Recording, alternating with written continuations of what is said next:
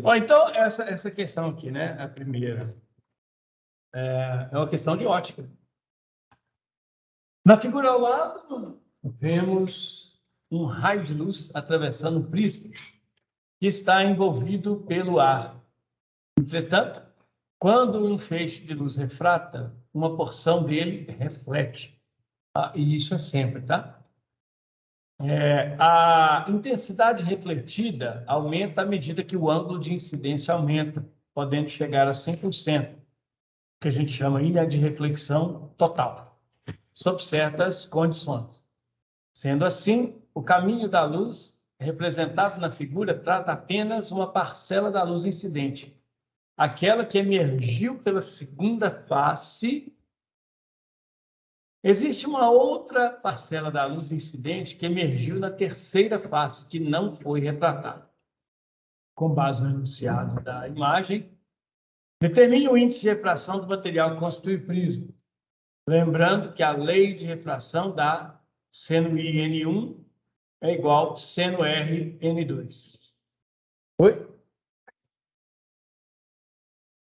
Ótimo, excelente. Né? Considerando que, devido à simetria, o ângulo de incidência da luz... Não, tranquilo. Na verdade... Eles acharam difícil. Não, mas é porque, na verdade, eu fiz uma confusão com a turma dela, porque eu esqueci do feriado da semana passada.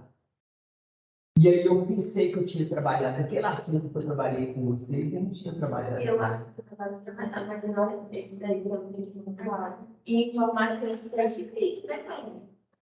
É difícil porque é muito bom, não porque a teoria científica. Veja, por exemplo, eu confundo muito as outras coisas. Convexo e o controle sempre confundo. Eu da aula não, mas vai fácil. Eu entendo a matéria. É doido, só pode ser. O côncavo é só pensar, formou imagem real é côncavo. Formou imagem de cabeça para baixo é côncavo. Correto? Mas esse aí já é só refração, ok? Já envolve refração e reflexão. Envolve os dois. Envolve os dois. Não vai ter ali o espelho que você está achando que é isso. Será que a gente conseguia fazer? Eu acho que não. O quê? Tentar simular essa questão? Eu acho que não, né? Talvez eu consiga. Talvez consegue. Mas vai valer mais para quem está aqui na sala, para quem está assistindo online. Mas não tem ninguém online, não? Não, mas depois, esses meninos vão assistir depois. Tá. Então você tem que pensar assim: os meninos vão assistir Os depois. meninos assistirão depois. Oi? Então, no caso, uma leitinha. Não. Sabendo que está havendo refração, ó, o raio de luz, eu estou contando para lá, não tá? Na refração, o raio de luz desvia lá. Olha onde está o raio de luz. Lá está. E no teto é o refletido. Então, ao mesmo tempo, tem incidente, tem refletido e retratado. Existem os dois. Correto? Bom. Não, tranquilo. Na verdade, o que o Geraldinho falou, né? Se a luz passa de um meio material para outro qualquer, você tem refração, que é a alteração da velocidade da luz. Pode ou não, pode ser desvio. Né? Na maioria dos casos acontece desvio. Mas naquele caso em que a luz incide perpendicular, você não tem desvio, mas tem refração. A refração é porque, se o meio é mais denso, você tem mais partículas por unidade de volume. As partículas são mais juntas. Então, a luz encontra mais dificuldade para passar. Então, ela passa um pouco mais lentamente. A velocidade da luz... eu vou falar um negócio que é perigoso. Muito perigoso. Não grava isso, não. A velocidade da luz em si, de verdade... Está gravando, né? A velocidade da luz verdadeira, ela não muda, não. A velocidade da luz é sempre 3 vezes 10 a 8. Mas, devido aos desvios da luz dentro do material, ela fica, vai e volta, porque ela vai sendo refletida dentro do material. Quanto mais partículas tiver, mais reflexão ela sofre. Então, o que acontece? ela acaba, devido à grande quantidade de reflexões, ela demora mais tempo para atravessar o material. E quando você demora mais tempo para percorrer uma certa distância, você tem o quê? Menor velocidade. Então, a velocidade é aquela que a gente vê, velocidade visual da luz diminui, porque ela demora mais tempo para passar dentro de um material mais denso. Mas, indo de uma partícula dentro do material para outra, para sofrer as diversas reflexões, a velocidade da luz é a mesma, entre 3 vezes 10 valeu. Mas, para não gerar confusão, conflito, passou de um meio para o outro, a velocidade da luz varia.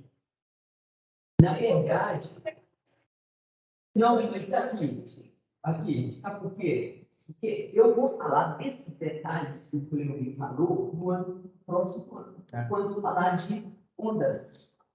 Aí eu vou entrar nesses detalhes. E aí nós vamos falar da velocidade da onda em função do meio. Isso, porque por enquanto, o que está acontecendo? O nosso tempo está muito enxuto. Ah, não tem mais aula. Está muito enxuto. Acabou. Como está muito enxuto, a gente tem que dar uma pincelada, a gente não pode ficar muito Detalhando. na lei da refração. Eu já fui direto para a lente. Então, praticamente, eu só dei uma pincelada. É tanto que esse assunto eu nem vou cobrar na prova. Entendeu? Porque é uma pincelada mesmo. É só para vocês ficarem mas nessa questão aqui, por exemplo, a gente vai ver ele já ajudou porque ele já forneceu para você a lei. Ele já forneceu. Enfim, então vamos lá.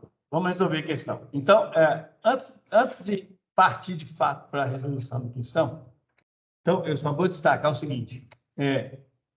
Se você tem, por exemplo, eu vou fazer aqui uma linha Lavínia e todos, né? Imagine que isso aqui é como se fosse a superfície da água. Então, eu teria aqui debaixo água e teria aqui em cima ar. Beleza? Então, se você pega, por exemplo, a luz e joga do ar para a água, o que vai acontecer? Não vai haver uma mudança de meio? A água é mais densa do que o ar. Então, o que vai acontecer? Existem muitas partículas próximas perto da água. Então, a água vai retardar mais a luz. A água vai frear a luz. A velocidade da luz na água vai acabar sendo menor. Então, essa mudança, né? Você vai ter uma velocidade da luz no ar e vai ter uma velocidade da luz na água. Essa diferença que vai surgir nessas duas velocidades é o fenômeno que a gente chama aí de refração, ok? Então, a refração é mudança de velocidade, tá? Agora, o que acontece? O Geraldinho já passou para você a lei da refração, então ele mostrou para você o seguinte: quando você tem a superfície que separa dois meios, joga um raio de luz e esse raio sofre uma refração, o que os matemáticos e físicos antigos fizeram? Aplicaram geometria. Aplicaram geometria nesse problema, entendeu? E aí o que acontece? Eles imaginavam o seguinte, que no ponto onde a luz bate, você tem uma reta imaginária que a gente chama de reta normal. A partir dessa reta normal, a gente define aqui dois ângulos. Um ângulo que é esse aqui, ó, que é aquele que mostra para a gente a inclinação do raio de luz em relação ao normal quando ele está chegando. Esse ângulo é o ângulo incidente. E esse outro ângulo aqui, ó, que é o segundo ângulo, que a gente chama de ângulo de refração. É aquele que mostra, né, a inclinação ou a direção da luz tomada como referência normal. É claro que somente na situação em que a luz incide perpendicularmente é que esses dois ângulos são iguais. Fora isso, esses dois ângulos são sempre diferentes. E aí, a relação entre eles é a lei de Snell. Você viu ali agora. N1 seno de I é igual a N2 seno de F. Isso aqui, ó, a lei de Snell, nos dá uma relação entre esses dois ângulos e nos dá também uma relação entre as velocidades da luz dos meios. Porque esse cara que aparece aqui na frente, que a gente chama de índice de refração, ele é justamente a relação entre a velocidade da luz do vácuo e a velocidade da luz do meio, ok? Então, qualquer forma, nós estamos relacionando ângulo com velocidade, tá ok? Está aí a sua lei de Snell. Vamos resolver o prisma. O que tem a ver o prisma, né? Pois então, aqui, eu gostaria que vocês prestassem atenção, nós temos duas refrações.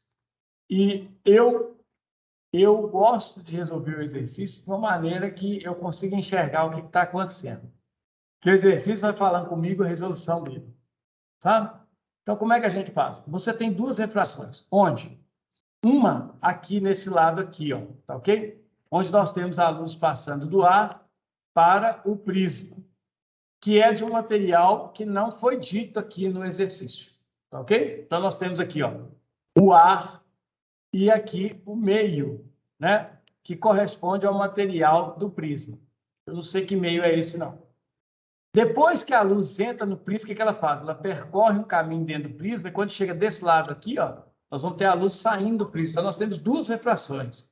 Uma na entrada e uma na saída. Então, nós vamos escrever aqui agora as leis de Snell para as duas refrações. Tá ok? Então, olha só. Vou colocar aqui, ó. Isso que eu estou traçando aqui é a nossa normal, que eu vou chamar aqui de normal 1. Repare que o problema nos deu aqui um ângulo de 37 graus. Esse ângulo de 37 graus, ele não é o ângulo de incidência. Porque o ângulo de incidência é aquele tomado entre o raio de luz e a normal. Então, o ângulo de incidência é esse cara aqui, ó. Tá ok? Como a reta normal, ela sempre forma um ângulo de 90 graus com a superfície que separa os meios, a gente não sabe quanto vale esse ângulo de incidência, mas eu sei que a soma dele com 37 tem que dar 90.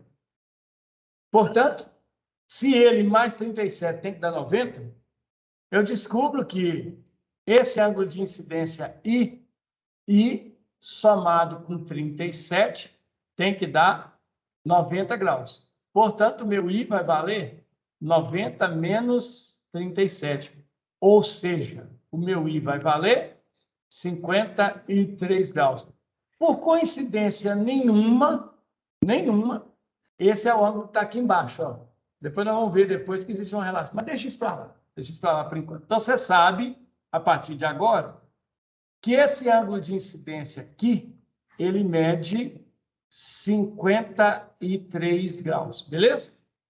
Agora, do lado de cá, dentro do prisma, nós vamos ter o ângulo de refração, que a gente não faz ideia de quanto que ele vale. Então, por enquanto, eu vou escrever a lei de Snell com o que eu tenho. O que é a lei de Snell? Não é N1 seno I igual a N2 seno E? Eu vou pegar aqui, ó, guarde o seno I, vai ser 153, tá ok? E o meio 1 é o ar. Então, eu vou escrever aqui, ó, o índice de refração do ar multiplicado pelo seno de 53 graus, tá ok? Vai ser igual ao outro lado, cá dentro. O que é cá dentro? Aqui vai ser o prisma, né? Então, eu vou colocar aqui, ó. Isso tem que ser igual ao índice de refração do material do prisma multiplicado pelo seno do ângulo de refração que está aqui dentro, que eu não conheço qual é. Eu vou deixar esse ângulo representado apenas por R. Então, veja, eu tenho aqui, ó, a lei de Snell escrita para a primeira refração. Notem que a questão, ela pede o tempo todo para a gente usar essa lei de Snell, tanto que ela está dada aqui, ó, tá ok? Então, eu estou usando aquilo que a questão me pediu para usar. Então, eu vou deixar essa lei de Snell escrita aqui. Agora, vamos enxergar a segunda refração. Como é que está acontecendo aqui na nossa segunda refração? Só dar zoom de novo para a gente poder enxergar. Vejam que nessa segunda refração, nós temos aqui também a reta normal. Eu vou chamar aqui de N2. Aqui está o ângulo de refração. Eu vou chamar ele aqui de R2, só para diferenciar daqui, ó, tá ok?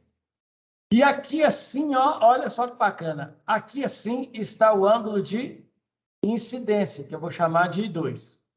Pessoal, eu não sei quanto vale esse 2. Não tem indicação nenhuma aqui de quanto vale esse 2. Mas esse R2 eu sei. Por quê? Porque o R2, somado com 37, tem que dar também 90. Portanto, o R2 é 90 menos 37, ou seja, o R2 é 53 graus. Não, de novo, né? Não coincidentemente, mas tá aí. Então, o que você tem? Olha, o I2 eu não sei, mas o R2 eu sei, tá ok? Então, vamos chamar esse R aqui de R1, só para a gente ter uma referência. Eu vou escrever, então, a lei de Snell para a minha segunda refração, ok? Então, o que vai ficar? Como a luz está saindo do prisma, então nós vamos ter o índice de refração do prisma multiplicado pelo seno de I2. Aqui, ó, estou pegando essa parte aqui de dentro do prisma, tá ok? Agora eu vou escrever a parte de fora. O que é a parte de fora? A parte de fora é ar. Então, eu vou ter isso tem que ser igual ao índice de refração do ar multiplicado pelo seno de R2, que eu sei que é 53 graus. Agora, um detalhe importante. O índice de refração do ar, tá ok? Por definição, a gente adota o índice de refração do ar como sendo aproximadamente o índice de refração do vácuo. A gente chama o índice de refração do ar de 1. Por quê? Porque a densidade do ar é muito baixa. Ele se comporta quase como vácuo. Então, para todos os efeitos, a velocidade da luz no ar é igual à velocidade da luz no vácuo. Então, vale 1. Então, se a gente insere esta informação aqui dentro, nós temos duas leis de Snell, com duas partes que a gente conhece e duas partes que a gente não conhece. Então, eu vou tentar chegar aqui em alguma informação que seja útil para a gente. Então, vamos lá. O índice de refração do ar é 1. Repare que o seno de 53, o exercício nos dá. Está vendo aqui, ó? O seno de 53 graus está aqui, ó. Ele vale 0,8. Então, 1 vezes 0,8 é igual ao índice de refração do prisma multiplicado pelo seno de R1. Isso aqui, repare, do lado de cá, o índice de refração do prisma multiplicado pelo seno de I2 é igual ao índice de refração do ar, que é 1, o seno de 53 dá 0,8. Por favor, observem isto e isso. Vocês estão vendo que isso aqui, ó, é 1 vezes 0,8? Está dando para ver que aqui também é 1 vezes 0,8? 1 vezes 0,8 é 1 vezes 0,8, não é? Então, se esse pedacinho aqui, ó, se esse pedacinho aqui é igual de cá, o que você pode falar? Que isso aqui é igual a isso, não é? Então, você tem que o índice de refração do prisma multiplicado pelo seno de R1, isso tem que ser igual ao índice de refração do prisma multiplicado pelo seno de I2. Desculpa, eu escrevi errado. Deixa eu consertar aqui. Então, multiplicado por I2. Bom, o índice de refração do prisma e o índice de refração do prisma são duas coisas iguais. Então, eu chego aqui numa igualdade interessante. O que diz essa igualdade?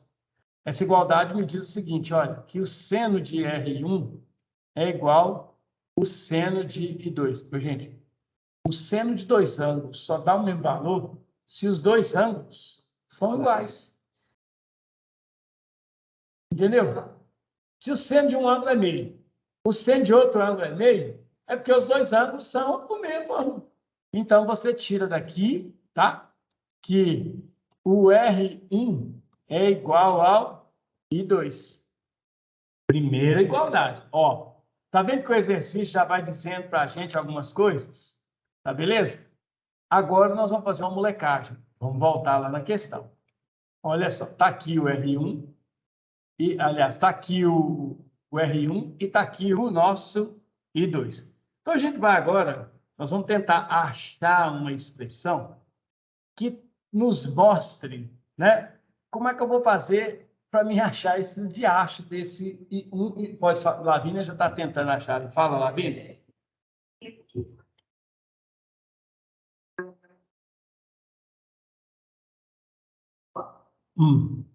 Essa questão de baixo, para saber, mas usando o sério, não é igual a ele. É.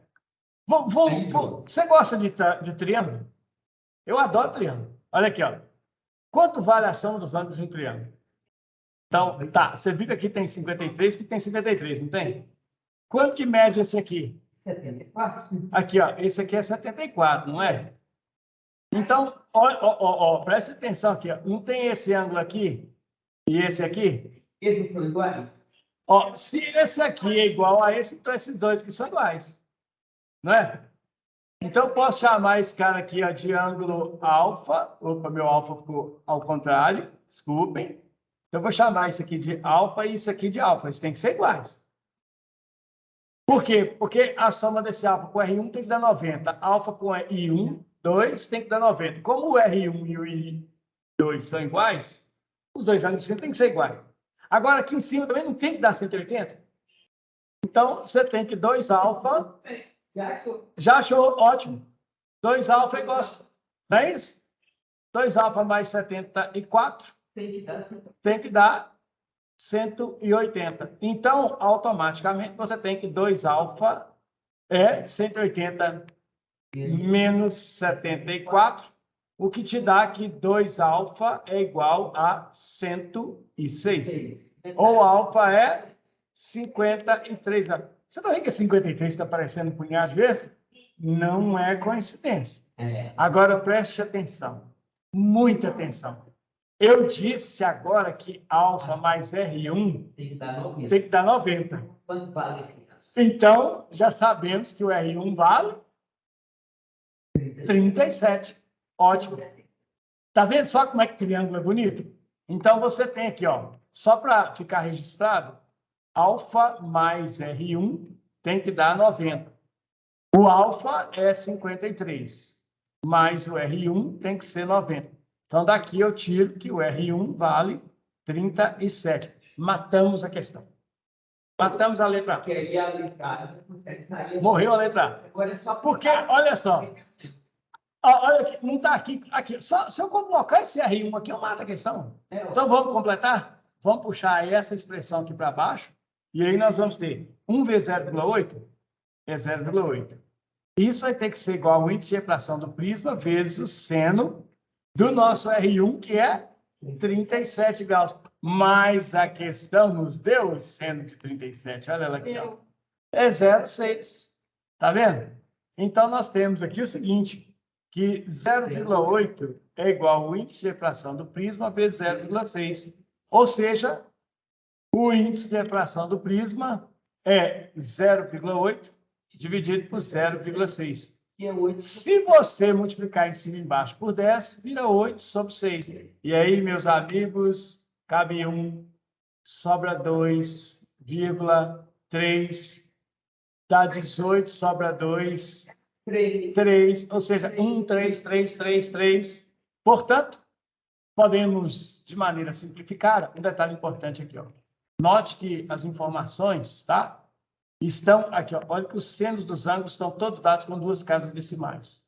Tá ok? Então, para todos os efeitos, eu vou deixar aqui na minha resposta 2 casas decimais. E aí eu vou ter que o índice de refração do prisma vale, portanto, 1,33. E olha, acabamos de descobrir de que é feito o prisma, né? Que 1,33 é o vidro. É vidro. O prisma é feito de vidro. Quinhaca. Tá? É do vidro. Tá? Então, viu que bonito? O exercício, ele já nos mostra o caminho de resolver. O que eu precisei de lembrar? Soma de ângulos, semelhança entre ângulos, ou seja, operações com ângulo. Eu podia ter usado aqui o ângulo externo, o teorema do ângulo externo, também funcionaria bonitinho, mas já saiu claro, todo mundo conseguiu enxergar, para mim está perfeito. Agora vamos responder que tem uma letra B, né? O que diz a letra B? Considerando que, devido à simetria, o ângulo de incidência na luz na segunda face é 37, grande, né? É 37. Nós acabamos de provar que ele é 37. Determine o ângulo de emergência para a parcela da luz que refletiu na segunda face e refratou na terceira. Então, agora...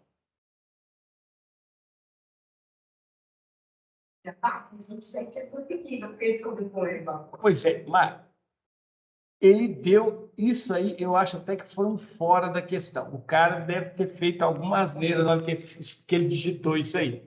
Mas ele não ia ter outra saída. Ele devia ter falado que, considerando o ângulo de incidência na segunda fase, ele não devia ter falado isso. Calcule, era processo.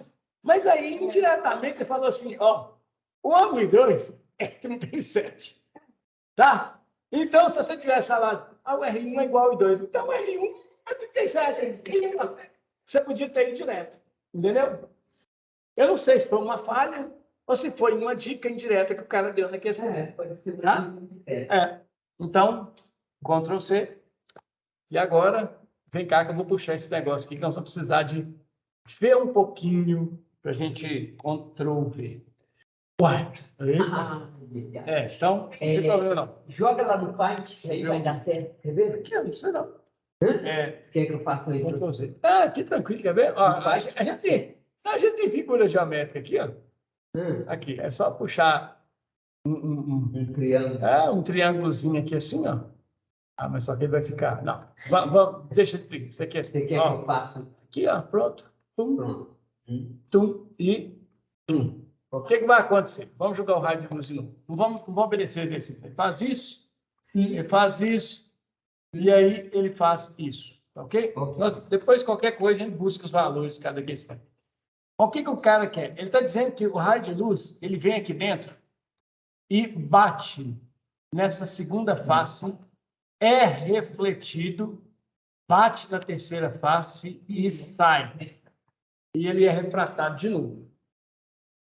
Qual que é a pergunta da questão? É a gente encontrar qual que é o ângulo de emergência. Ou seja, o ângulo com o qual ele sai. Entendeu? O ângulo de saída. Se a gente colocar aqui, né? A reta normal, o que nós vamos ter, na verdade? Eu vou fazer ela mal desenhada, vocês me desculpem aí, tá? Tá aqui a reta normal. Beleza? E aí, eu vou chamar essa reta normal aqui de agora de N3. Cleonir, deixa de ser babaca. Eu acho que mesmo, você colocar a reta mesmo. Aqui, ó. Aqui eu vou colocar o N3. Beleza? Então, repare que aqui eu tenho um ângulo de incidência que eu vou chamar de I3. E aqui eu vou ter um ângulo de refração que é o que ele quer, que eu vou chamar de R3. Tá? Vamos colocar algumas coisas aqui, senão a gente se perde. Nós vimos que aqui, ó, nessa segunda face, esse ângulo que está aqui, ó, nós já calculamos ele. Eu espero que vocês lembrem. Mas qual que ele vale? Ele vale 37 graus, tá? Aí entra uma lei da reflexão. Qual que é a lei da reflexão? O ângulo de incidência e o ângulo de reflexão são sempre iguais em toda a reflexão. Então, o ângulo com que a luz está chegando nessa normal N2, ele vai bater no espelho aqui, ó, que a superfície do prisma vai funcionar como um espelho e vai ser refletida cá para baixo. O ângulo com que ele chega é igual ao que ele sai, ou seja, aqui também é 37 graus. Agora, Lavinho, engraçado, né? Para me achar essa refração aqui de baixo, eu preciso do seguinte. Ó, a luz está indo do prisma para o ar. Então, nós temos que o índice de refração do prisma vezes o seno do I3 tem que ser igual ao índice de refração do ar multiplicado pelo seno de R3. Bom, o índice de refração do prisma nós já sabemos que é 0,8 sobre 0,6, que é 1,33. 1,33. Multiplicado por o nosso seno aqui, ó, de I3, que eu não sei quem é, o índice de refração do ar é 1 e o seno de R3. Nós precisamos de achar quanto que mede esse R3 aqui.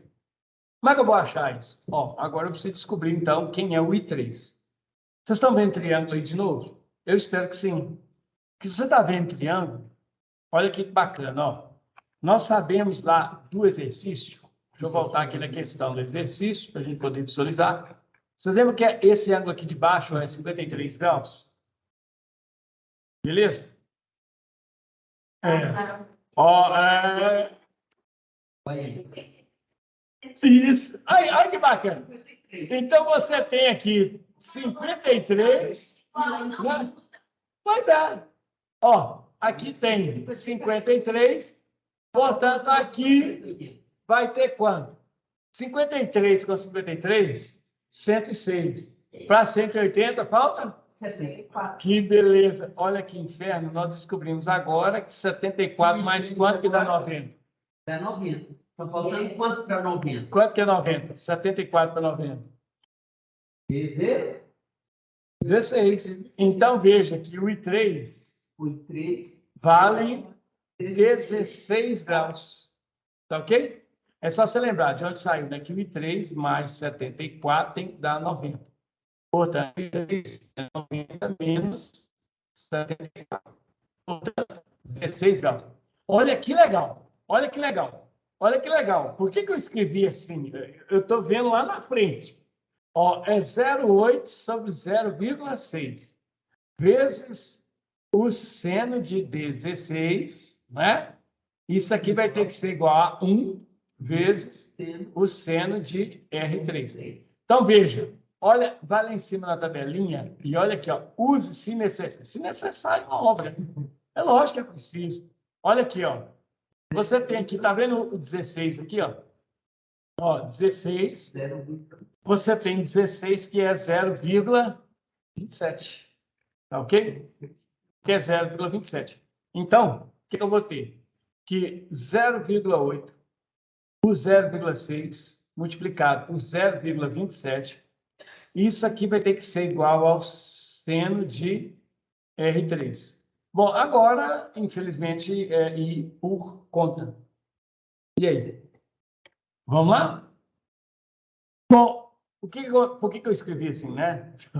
Toda hora eu falo ainda o que eu escrevo assim. Porque aqui, por exemplo, eu simplifico por 3, vira 0,2.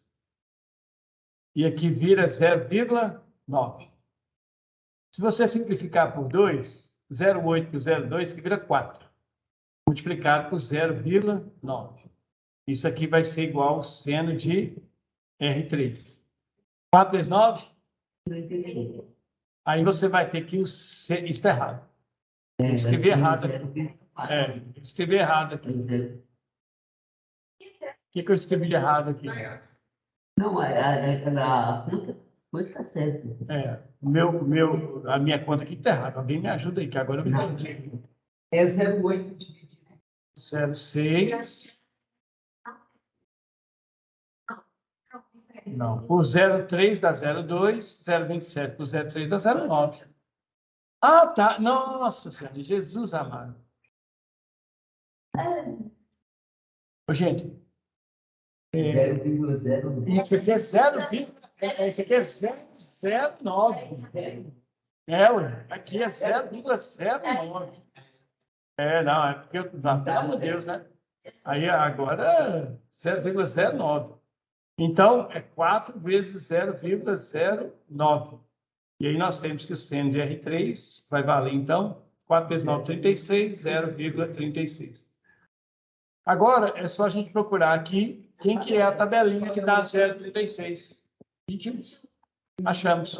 O nosso ângulo, R3, vale 21 graus. Pronto. Vocês do primeiro ano conseguiram acompanhar? É muito bonito isso aí, meu cara. É muito bonito. E o povo do segundo ano está com trauma de semelhança triângulo danado.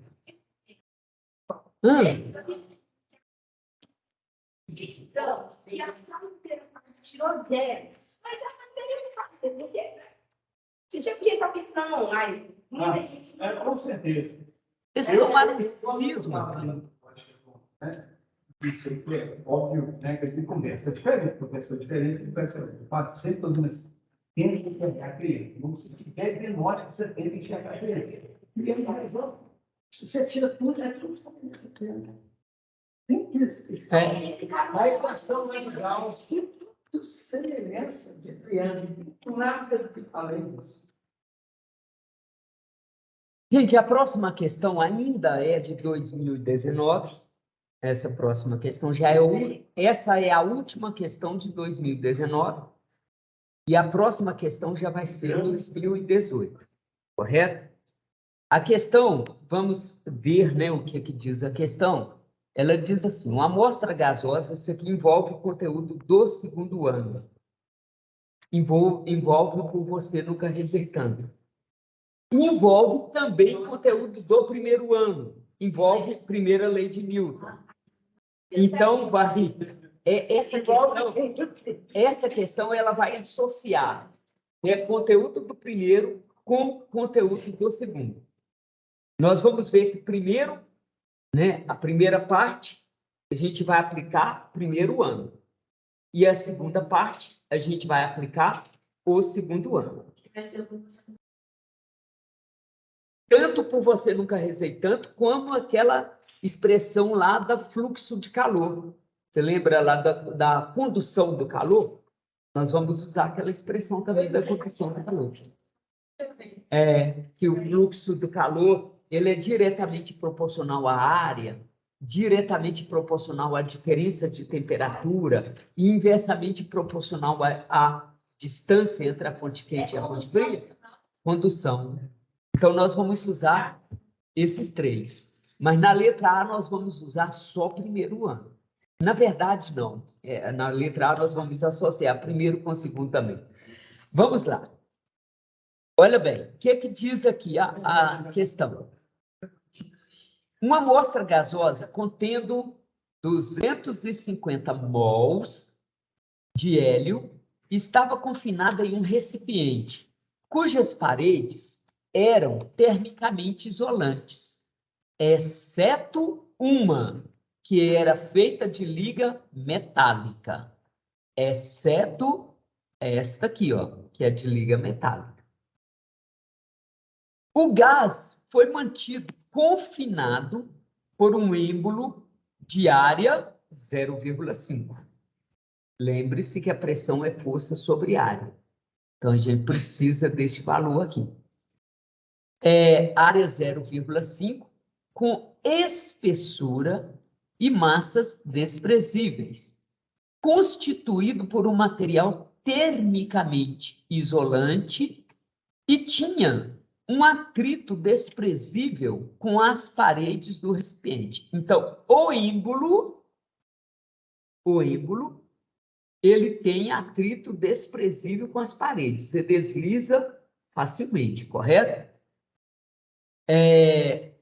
O ímbolo era mantido parado por causa de um corpo, de um bloco de mármore de 100 quilogramas, sob um piso de porcelana com coeficiente de atrito estático 0,5. Então, note, entre o ímbolo e as paredes do recipiente não tem atrito, mas entre o bloco e as paredes do recipiente tem atrito, correto? E ele está inicialmente parado. Se está parado, o atrito é estático. Primeiro ponto importante é isso. O atrito é estático. E lembre-se que o atrito estático ele começa do zero e vai até um valor máximo. Quando chega no valor máximo, o corpo fica na iminência de movimento, que é o que vai dizer aqui.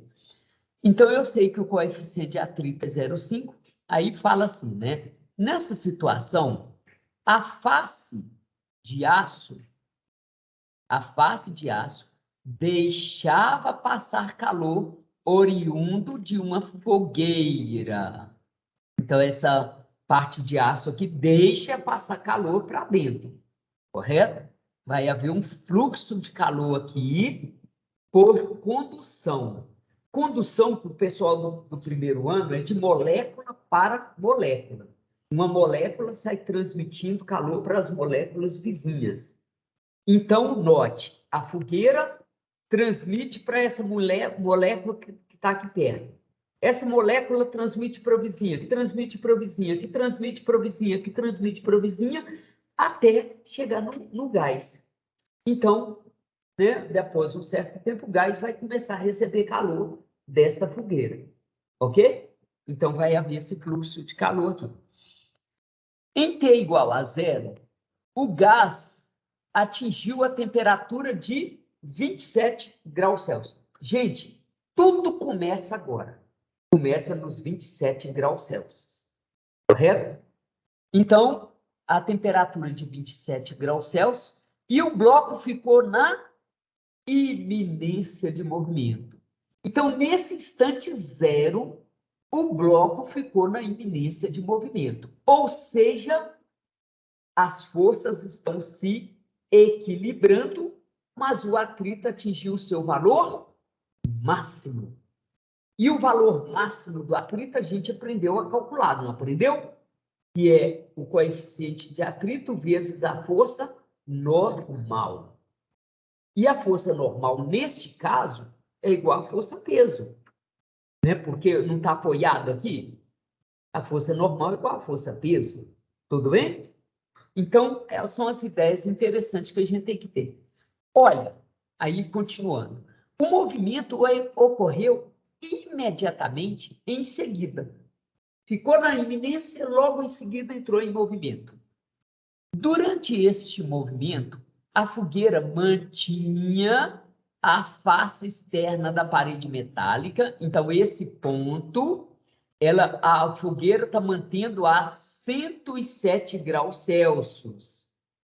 Enquanto a face voltada para o hélio, para o gás, essa face aqui está encostada no gás, tá? Mas o gás está a quantos graus? 27 graus. Vocês concordam, então, que se aqui está 107 e aqui está 27, você concorda que vai haver um fluxo de calor passando daqui para cá? Porque se há diferença de temperatura, há condução do calor. Então, vai haver uma condução passando dessa face para essa face. Mas vem uma coisa muito interessante, né? Do hélio mantinha-se em equilíbrio térmico com o gás que expandia a 27. Gente, o gás está expandindo a 27 graus. Isso é uma transformação isotérmica. Isotérmica, porque o gás está mantendo na temperatura de 27 graus. Então, vocês concordam que o gás está sofrendo uma expansão isotérmica? Notem que aqui vai entrar a primeira lei da termodinâmica também.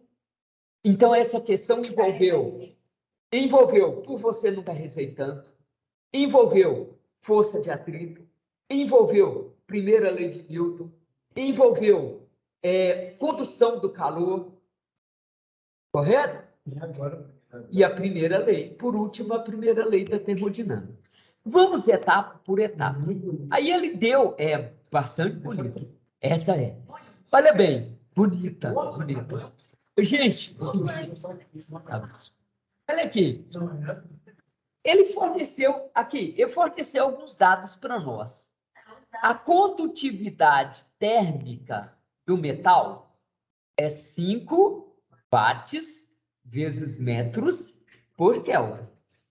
Mas watts não é joules por segundos? Então, note que aqui vai ser joules vezes metros por segundos por Kelvin. Correto? Joules vezes metros por segundos por Kelvin. Tudo bem? Primeiro ponto importante. Forneceu o coeficiente de atrito. Olha, o dinâmico 0,1. A gente vai precisar do dinâmico?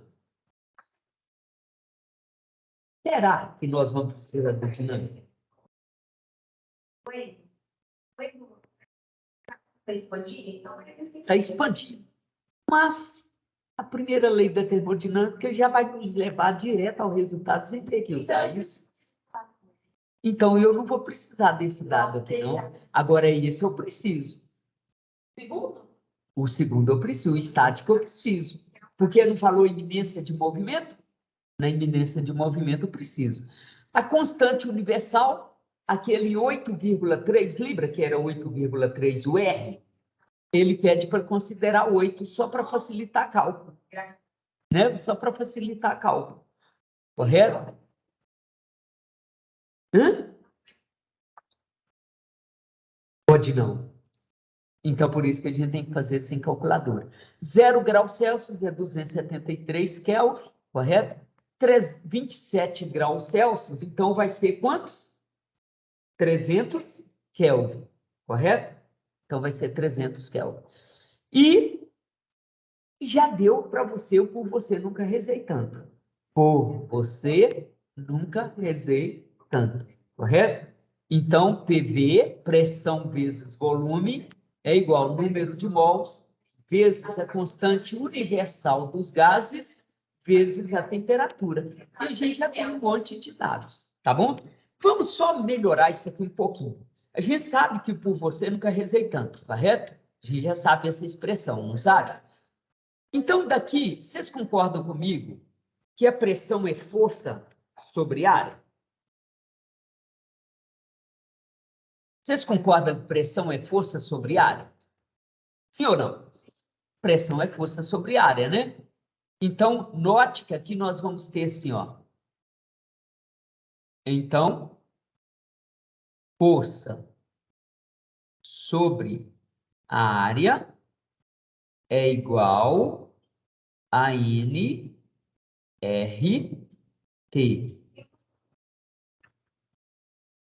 Faltou o volume, né? Esqueci do volume. Esqueci do volume. Não pode esquecer do volume, não, que o volume é importante. Agora eu posso igualar, né? Gente, nós precisamos achar quanto vale essa força. Mas para achar quanto vale essa força, nós vamos usar a primeira lei de Newton. Vamos prestar atenção aqui, né? Vamos prestar atenção aqui nesse êmbolo. Vocês concordam que esse êmbolo está sendo empurrado para cá? Pelo ar? Não, pelo ar. Está sendo empurrado para dentro pelo ar, não está? Que ele já até forneceu a força. Olha lá. O ar está empurrando o êmbolo com a força de quanto? 49.500. Então, notem que o ar está empurrando esse êmbolo para dentro. Ficou inclinado aqui. É porque a minha mesa está inclinada? Eu acho que é por isso que ficou inclinado. Deixa eu ver se eu consigo. Mas se não conseguir, eu desisto. Ah, agora ficou bem melhor. Olha, aqui está a força do ar. Mas aqui existe também uma força do atrito que empurra o êmbolo, não empurra? O atrito está segurando o bloco, automaticamente está segurando o êmbolo. Então, existe aqui uma força de atrito, uma FAT. Mas, para o lado de dentro, quem está empurrando o êmbolo para o outro lado? É o gás. Então, vocês concordam que aqui vai ter uma força F, que eu chamei de F? Pronto. Vamos usar a primeira lei de Newton. O que diz a primeira lei de Newton, galera? Força resultante é igual a zero. Então, o que deve acontecer nesse ângulo? Olhando o ângulo.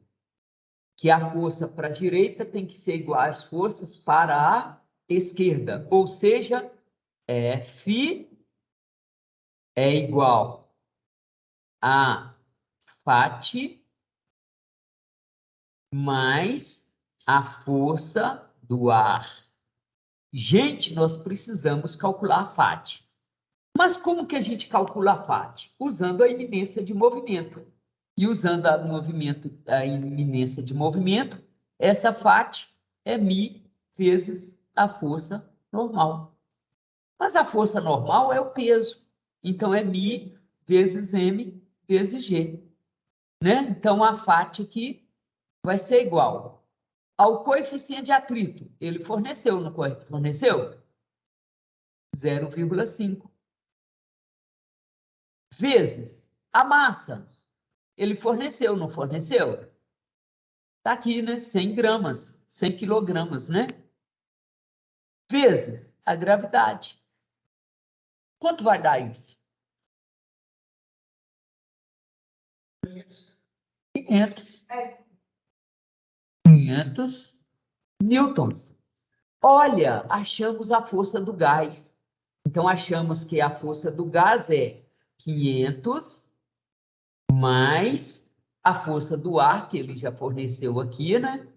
Lembrando que ele forneceu aqui.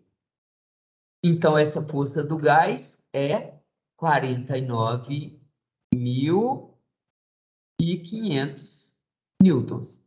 500 mais 49.500 dará quanto? 50.000 newtons. achamos a força exercida pelo gás. E agora vamos usar a equação que já forneceu para a gente, por você nunca rezei tanto, né? Vamos usar isso aqui, né? Lembre-se do por você nunca rezei tanto. Agora a gente já conhece a força, já conhece a área, que ele forneceu lá em cima, não forneceu? Olha lá, ó, ele já forneceu a área, está aqui a área. O volume é o que está querendo, ele está querendo que a gente calcule exatamente o volume, olha aqui, ó. Qual o valor do volume da amostra de L no momento da iminência de movimento? Neste momento. Então, está aqui o volume é o que a gente quer achar, né? E o N, a gente conhece o número de mols, não conhece? Quanto vale? 250. O R a gente conhece. Quanto vale? Ele pede para considerar 8. O real é 8,3. A temperatura, lembrem-se, a temperatura tem que estar em Kelvin, não pode estar em graus Celsius. Então, se a temperatura tem que estar em Kelvin, né, basta lembrar que 27 graus Celsius, 27 mais 273 dá quanto? 300. Então, a gente já conhece tudo, né? E aí é só substituir, então. Eu vou escrever a equação aqui de novo, para a gente, a partir dela, colocar os valores que a gente conhece. Então, notem que força sobre área vezes volume é igual a nRT. Vamos substituir os valores agora? A força vale 50.000, dividido pela área, que foi 0,5, vezes o volume. Isso é igual a quem? A 250 vezes 8 vezes 300.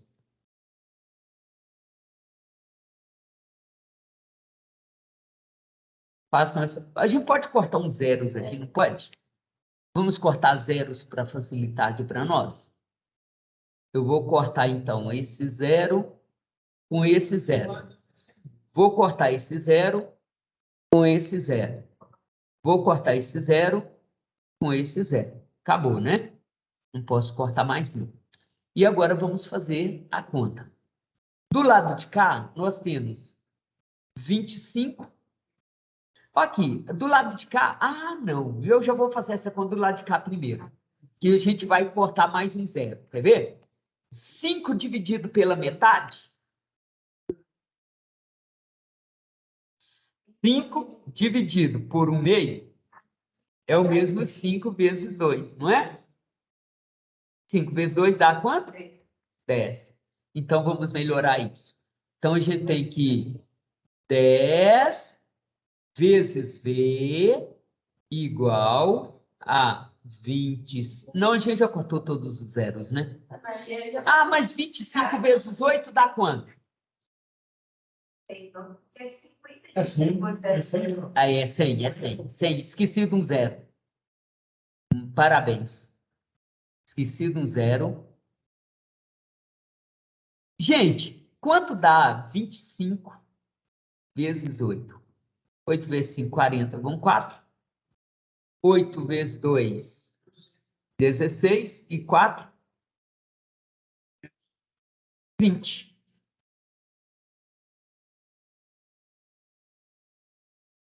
Olha, facilitou, porque agora eu tenho mais 2 zeros para cortar, né? Esse com esse, né? Ó, cortei os 2 zeros. Pronto, já achamos, né? O volume, então, vale quanto? 6 metros cúbicos. Volume. 6 metros cúbicos. Cuidado. Gente, guardaram, então? Então, lembrando que aqui era 50, né? Aqui era, só para não ficar confuso aqui era 50. E aqui é 20, né? Vezes 50 vezes 2, que é 100. Ok, só para não fazer confusão. Vamos continuar o problema agora. Letra A, então, resolvida, né? Agora, olha a letra B. Qual a quantidade de trabalho realizado pela amostra de hélio de 0 até 10? Gente, transformação exotérmica. Existe uma lei, vocês que são do primeiro ano, chamada primeira lei da termodinâmica, que vai mostrar que o gás pode trocar calor, pode trocar energia de duas formas. Ele pode trocar energia na forma de calor e ele pode trocar energia na forma de trabalho. Correto? E aí, a energia interna, a variação da energia interna, ela vai depender desse balanço entre o calor trocado e o trabalho realizado. Só que tem uma coisa. Essa primeira lei, então, vai dizer para a gente que a quantidade de calor trocada, existe um princípio da conservação da energia, que vai indicar para a gente que a quantidade de calor trocada é igual ao trabalho realizado mais a variação da energia interna. Correto? Então, pense comigo. O gás recebeu calor lá da fonte. Quando ele recebe calor lá da fonte, ele não empurra o ímã, ele não movimenta o ímã. Vamos olhar aqui na figura, né, para a gente entender. Quando o gás recebe calor dessa fogueira, esse gás, ao receber esse calor, ele gasta uma parte dessa energia empurrando o ímã na forma de trabalho. Lembre-se, primeiro ano aí de novo. Se houve movimento, houve deslocamento, tem força, tem deslocamento, tem trabalho. Correto? O êmbolo não está movimentando? Se o êmbolo está movimentando, na base dessa força, então o gás está realizando trabalho sobre este êmbolo. Tudo bem? Então, o gás recebeu o calor da fonte. Uma parte desse calor, ele usa para empurrar o ímã. Mas e aquilo que ele não gasta para empurrar o ímã? Sobra. Fica armazenado nele, não fica? Vai fazer o que com a energia interna dele? Vai aumentar. Eu gosto de dar um exemplo aqui, o seguinte. Você ganhou a mesada de R$1.000. Você gastou 200. Você ganhou? Não, vou colocar mais gasto. Você gastou 800. Você ganhou 1.000. Você gastou 800. Você vai ficar com saldo positivo, não vai? É o que está acontecendo aqui com o gás. Ele está recebendo uma certa quantidade de energia da chama. Então, que vai acumulando, vai só aumentando, cada vez aumentando a força. Na verdade, não. Ela, nesse caso aqui, seria um caso de, por exemplo, dele gastar uma parte. Mas se a gente pensar aqui, a variação da energia interna, quem não falou que a temperatura é constante? Se a temperatura é constante, a variação da energia interna não é zero? Ou seja, tudo que ele ganha, ele gasta. Tudo que ele ganhou, ele gastou. Se você recebeu 1.000, você gastou 1.000, você ficou com quanto? Nada. Porque você gastou tudo que você recebeu. É o que está acontecendo aqui com o gás. Ó. O gás está recebendo uma certa quantidade de energia da fogueira. Mas ele está gastando tudo. Porque eu sei que a temperatura não varia. Se a temperatura não varia, a variação da energia interna é zero. Então, se a gente voltar lá na primeira lei da termodinâmica, nós sabemos aqui que a variação da energia interna vale zero. Ó, isso aqui vale zero. Ora, se isso aqui vale zero, o que sobrou? Que a quantidade de calor trocada pelo gás é igual ao trabalho. Gente, vamos prestar atenção no que ele quer. Qual a quantidade de trabalho realizado pela amostra de hélio nesse intervalo de tempo? Para a gente achar o trabalho, o que a gente precisa achar? Quantidade de calor. E para achar a quantidade de calor, eu preciso da condução, do fluxo de calor. Lembrem-se que o fluxo de calor é diretamente proporcional à área, inversamente, diretamente proporcional. Deixa eu escrever a expressão aqui, ó. Vamos escrever a expressão. Eu sei que o fluxo de calor, vou colocar aqui para vocês, ó. O fluxo de... Opa, eu quero o preto. O fluxo de calor que eu vou representar com essa letra aqui, ok? Essa letra grega chamada φ. Ele é igual, ele é diretamente proporcional. Se eu falo diretamente, existe uma constante de proporcionalidade, correto? Então, existe aqui uma constante de proporcionalidade. Ele é diretamente proporcional à área. O que mais?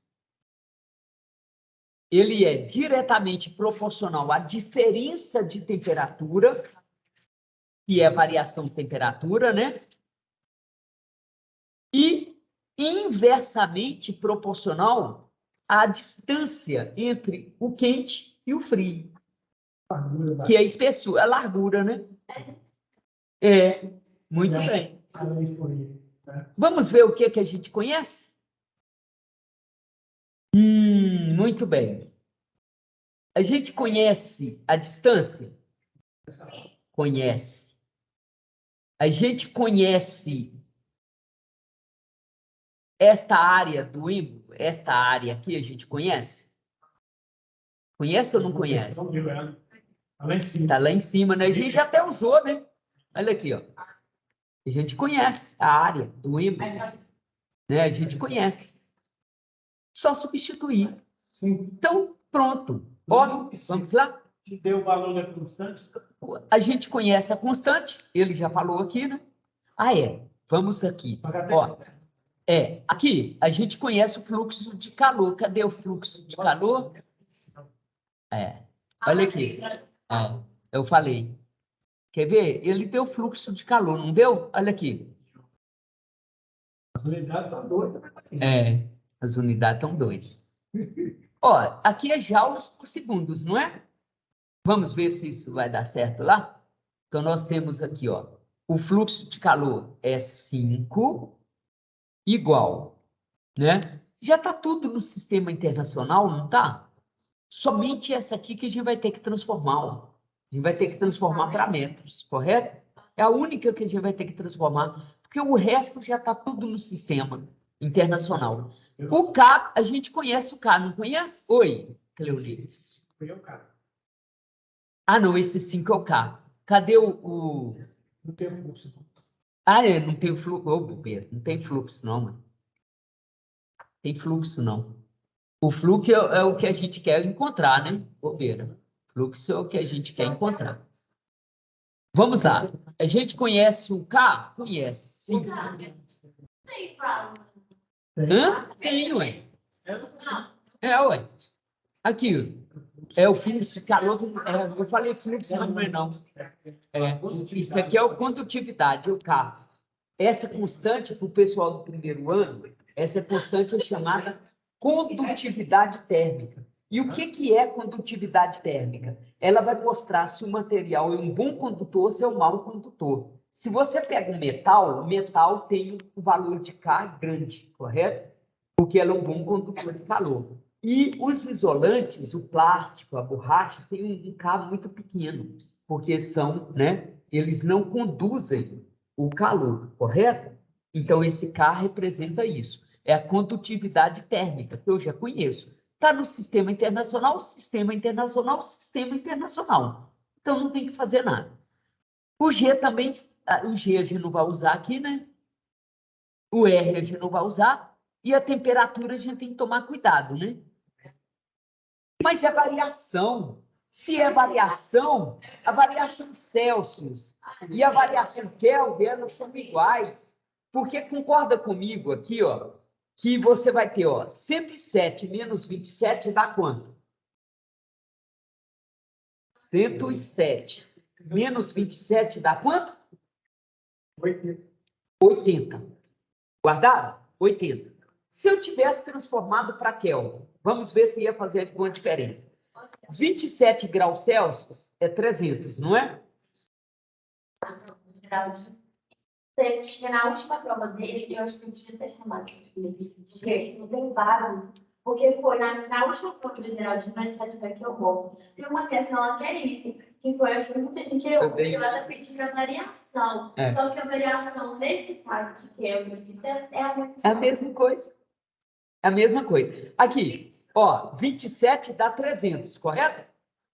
E 107 mais 273 dá quanto?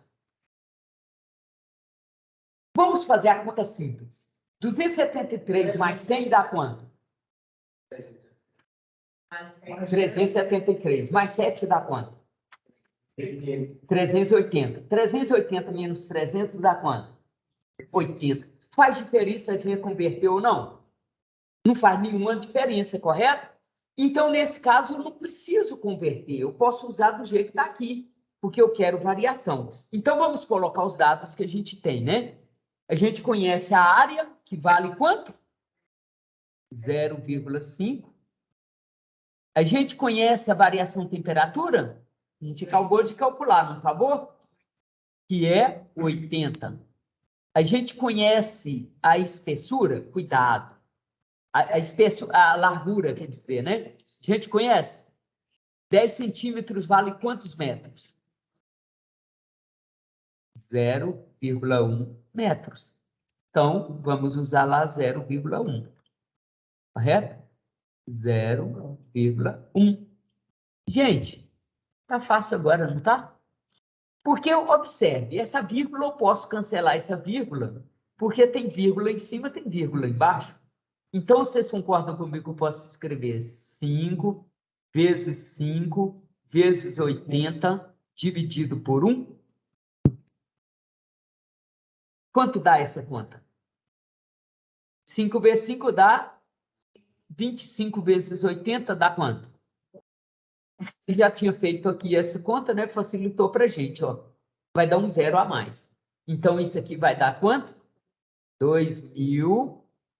Aí, vamos pensar no fluxo de calor. Primeiro, para o pessoal do primeiro ano aí, fluxo de calor é a quantidade de calor na unidade de tempo.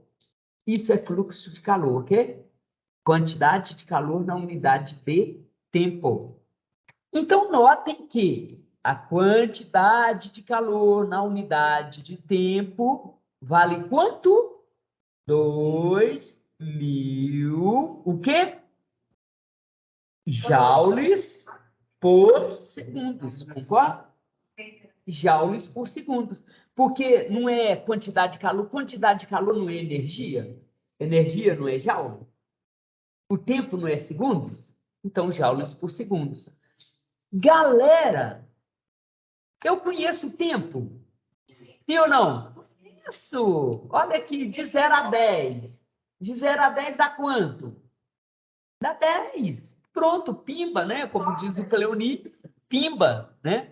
Então, nós temos que a quantidade de calor vai ser 2.000 vezes, ó, lembre-se, joules por segundos, vezes 10 segundos. Ué, porque isso aqui não passa para lá multiplicando? Está dividido, passa para lá multiplicando. Então, acabamos de encontrar que a quantidade de calor vale quanto? É um zero a mais. Pronto. Galera, mas olha o que é que nós tínhamos visto aqui. Trabalho é igual a quantidade de calor. Portanto,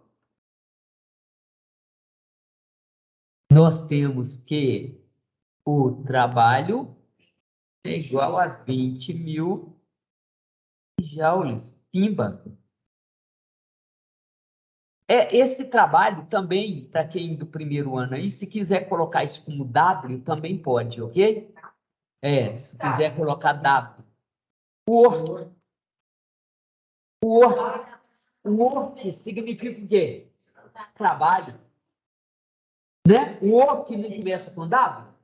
Se eu quiser começar com work, com W, né? Então... Hã? Vamos colocar o W, então? Vamos? Coloca o W, né? Então, vamos colocar o W, para vocês não confundirem.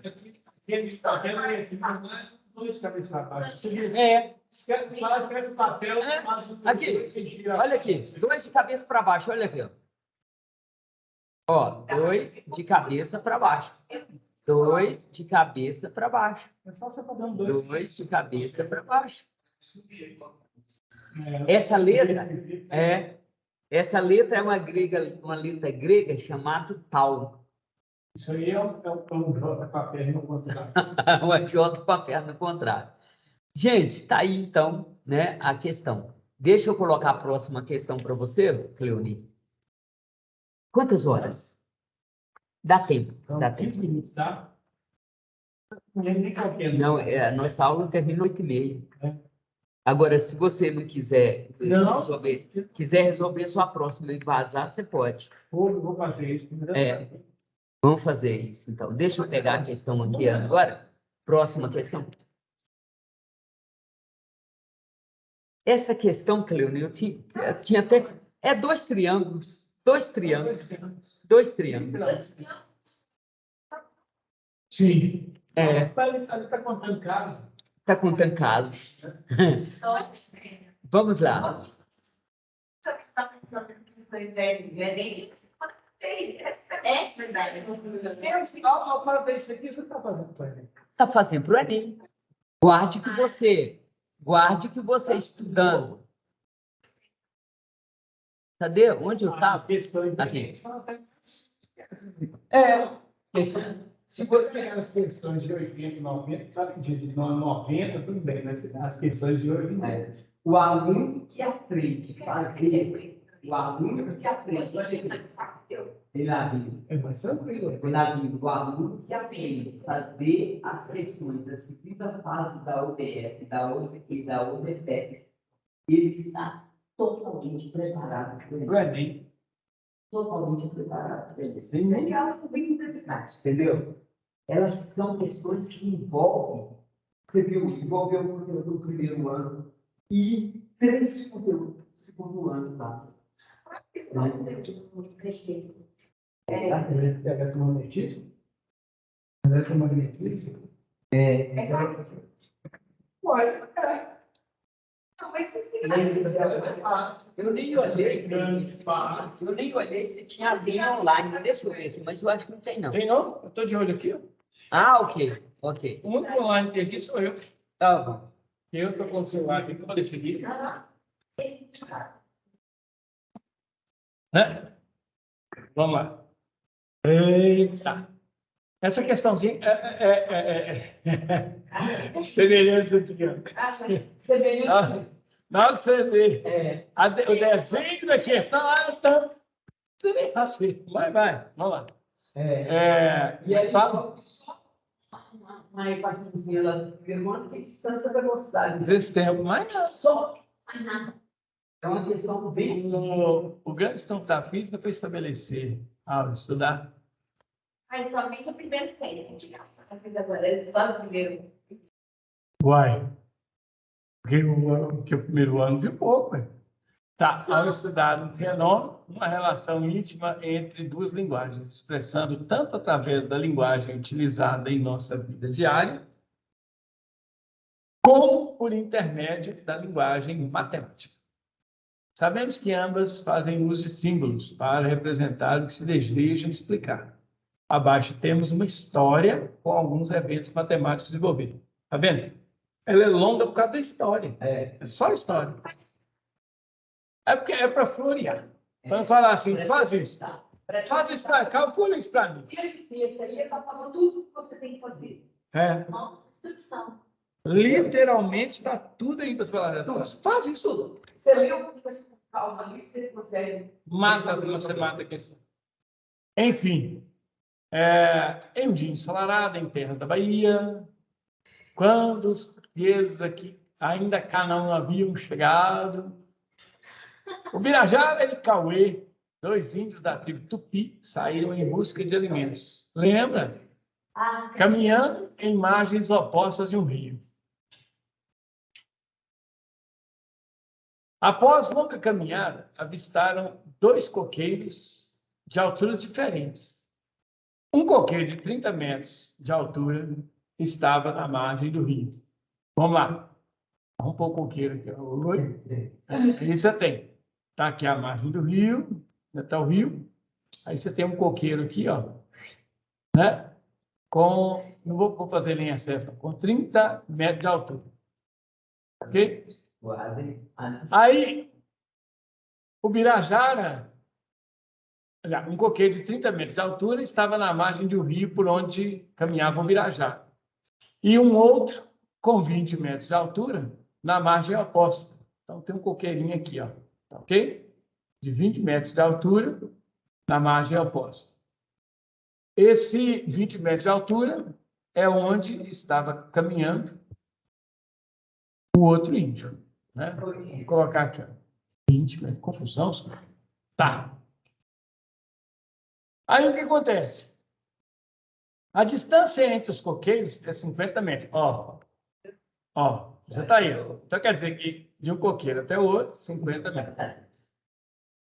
Os índios subiram até o alto das folhagens. Então o índio ficou cá em cima e o outro índio ficou cá em cima.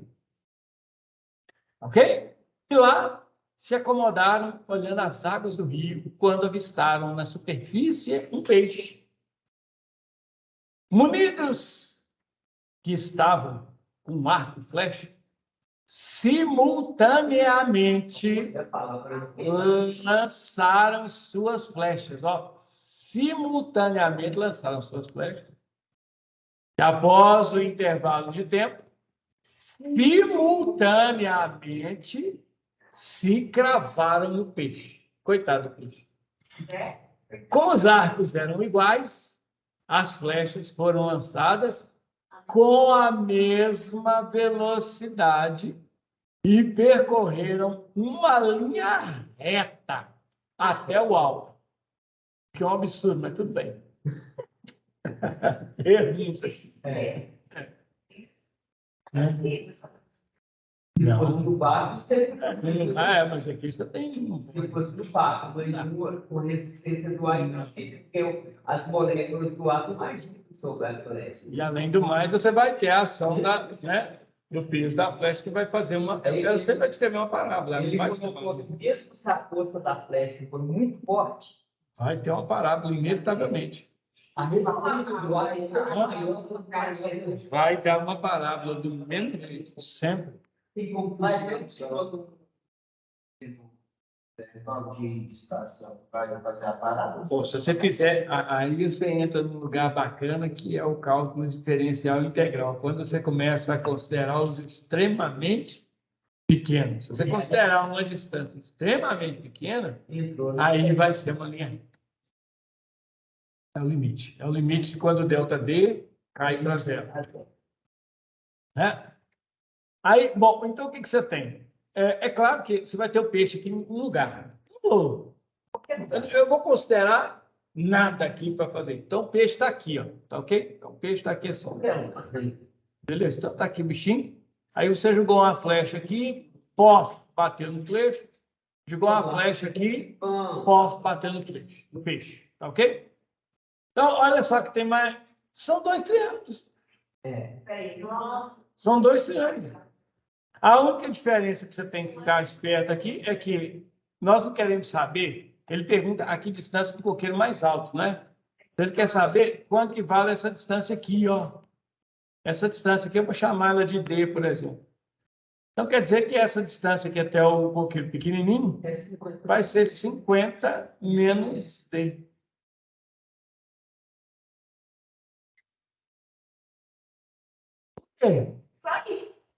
Só. Acabou. A prova, espera errado. Pode ser que não seja. Você tem que pensar que a hipotenusa ali, dos dois triângulos, são São iguais. iguais. São A iguais. hipotenusa são iguais, claro, são iguais. Porque as flechas saíram simultaneamente E bateram no peixe juntas. Elas saíram simultaneamente, com a mesma velocidade, e bateram no peixe juntos. Então, obrigatoriamente, ó, se elas têm a mesma velocidade, lembra que velocidade é o espaço percorrido no tempo. Então, elas têm a mesma velocidade. Chegaram juntas, então elas gastaram o mesmo tempo. Então, essa velocidade é igual. E o tempo é igual, o espaço percorrido é igual. É igual. Então, isso aqui, ó, esse espaço percorrido, esse ΔS aqui, esse ΔS aqui, apesar da minha figura não estar condizente, por isso que eu não vou levar nada em consideração. Aqueles dois ΔS são iguais. Agora, você não tem dois triângulos? Não são dois triângulos? Então, para esse triângulo aqui, ó que beleza, 30 ao quadrado mais D ao quadrado é igual a ΔS ao quadrado. E aí, o que você tem? Do outro lado, o que você tem? 20 quadrado mais 50 menos D ao quadrado. Isso aqui é igual a ΔS quadrado. Pronto. Mas isso não é igual? Legal, então 30 quadrado mais D quadrado tem que ser igual a 20 quadrado mais 50 menos D quadrado. Agora, aqui, aí vem aquela... Professor, pode cortar? Não pode não. Não pode não. Vai ter que ir na bucha. Vamos na bucha. 900 mais D quadrado tem que ser igual a 400 mais... Quadrado primeiro. Isso, o quadrado primeiro menos 2 vezes o primeiro vezes o segundo mais o quadrado do segundo. Agora o meu quadrado pode cortar. O D quadrado de um lado, D quadrado do outro lado.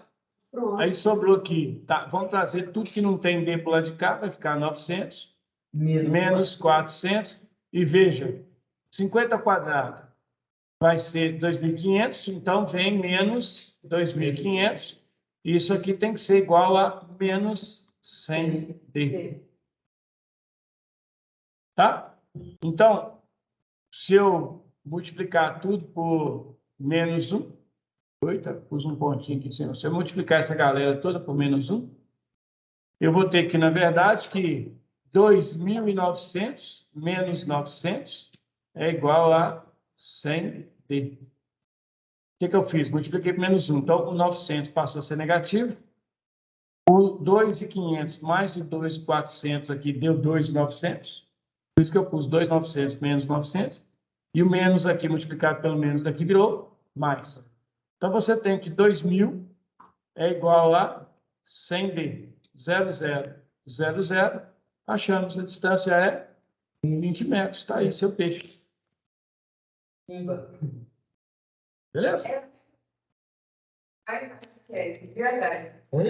Se todas as vezes que a gente trabalhou, eu não me lembro de uma questão tão fácil. É bacana.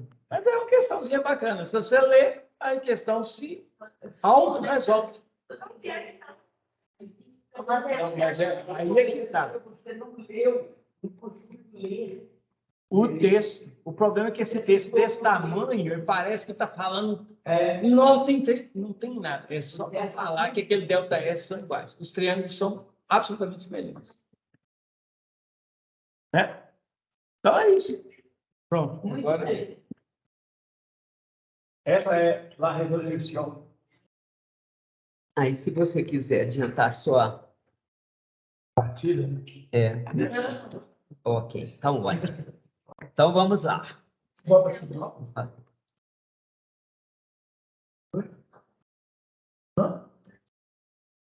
Uma hora. Aí mais uma do primeiro ano aí, ó. Mais uma do primeiro ano. Mas é que eu acho que eu não vi aqui.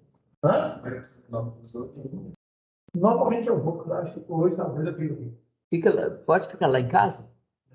Não, lá em casa tem Eu tenho gente, viu? Eu tenho que ocupar.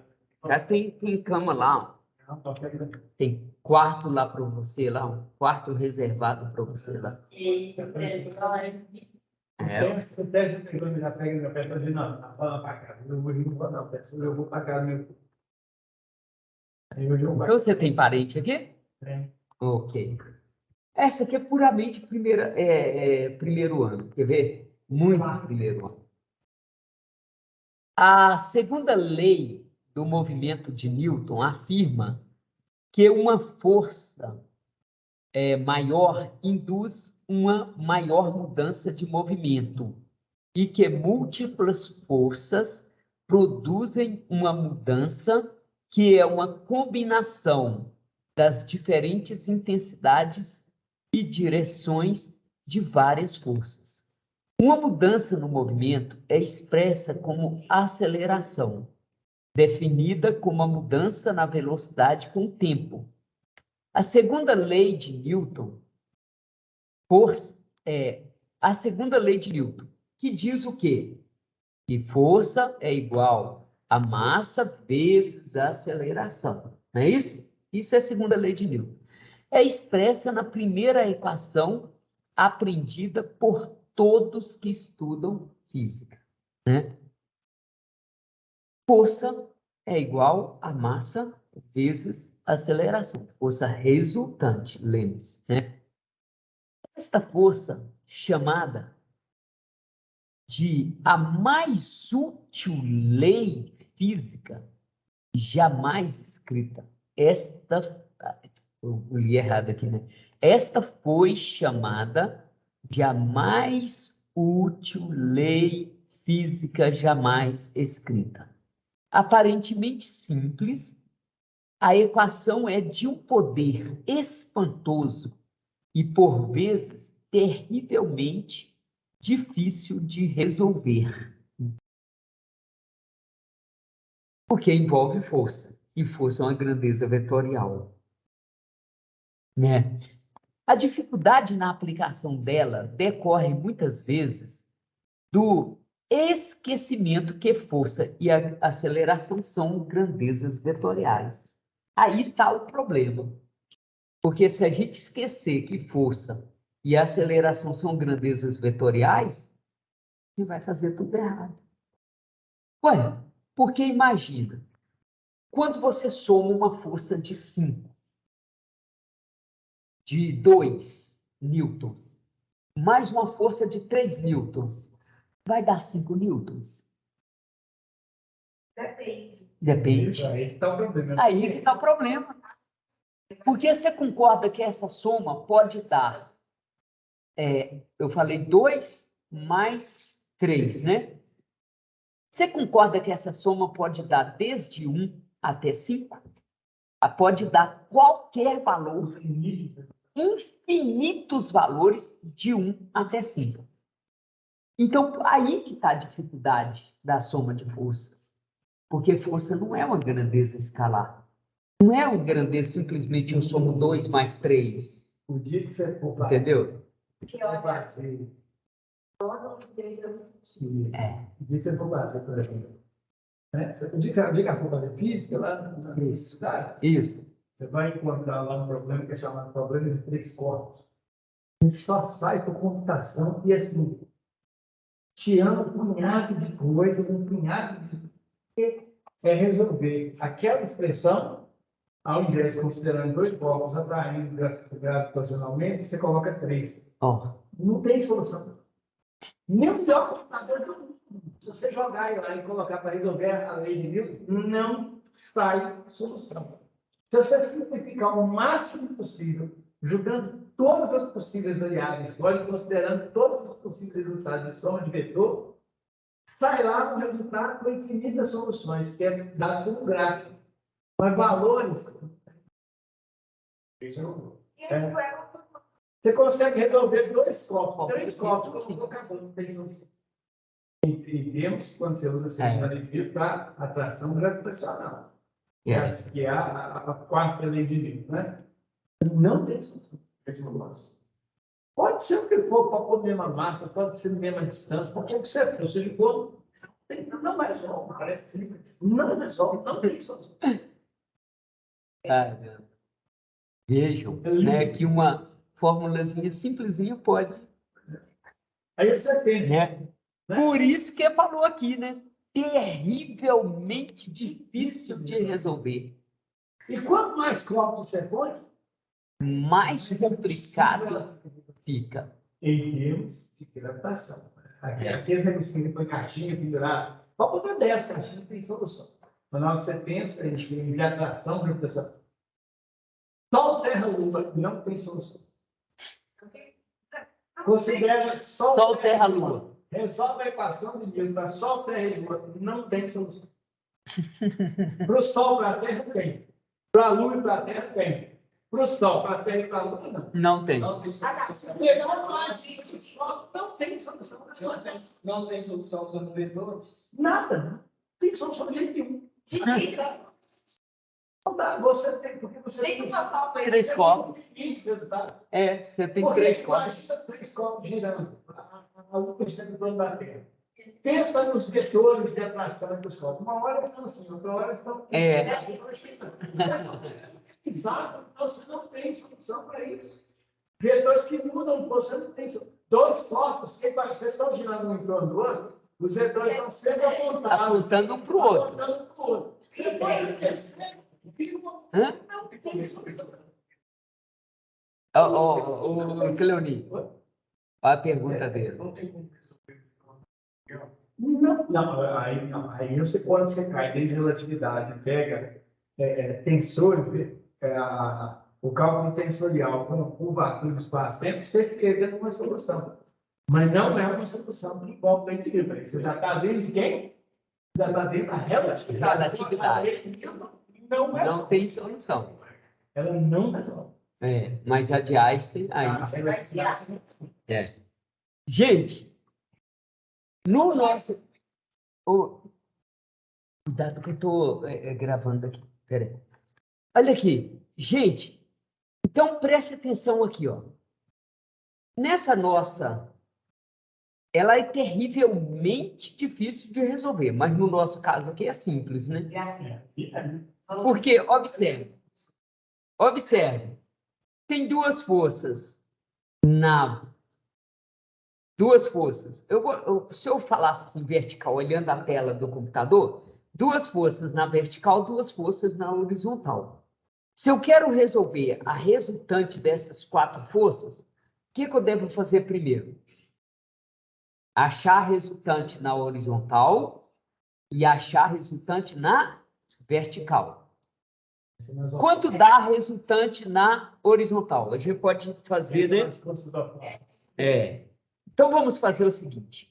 Vamos primeiro simplificar isso, né? Lembrem-se que essas na vertical vai dar uma resultante para cima, concorda?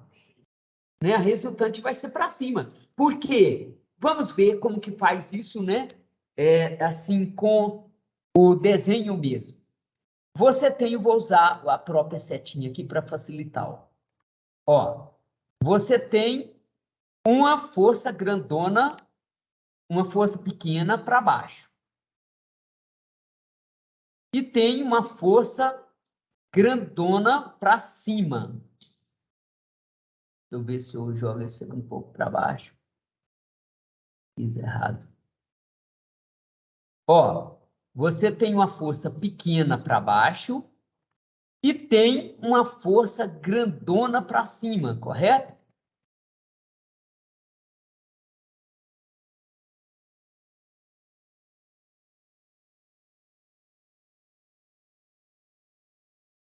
Lembre-se, como que eu somo vetores usando um método chamado método do polígono?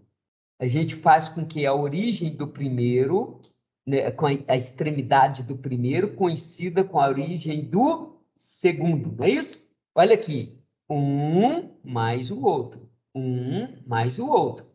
Então, a gente faz a extremidade de um coincidir com a origem do outro. O vetor resultante, quem é o vetor resultante? É o vetor que vai da origem do primeiro até a extremidade do segundo, concorda? Lembram disso?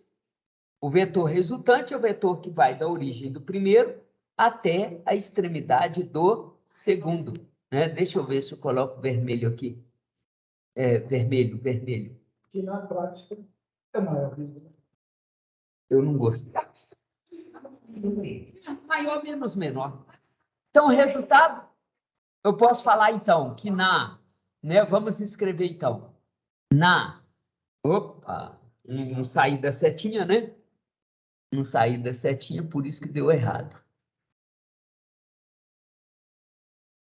Vou pegar a caneta de novo. Ó, na vertical,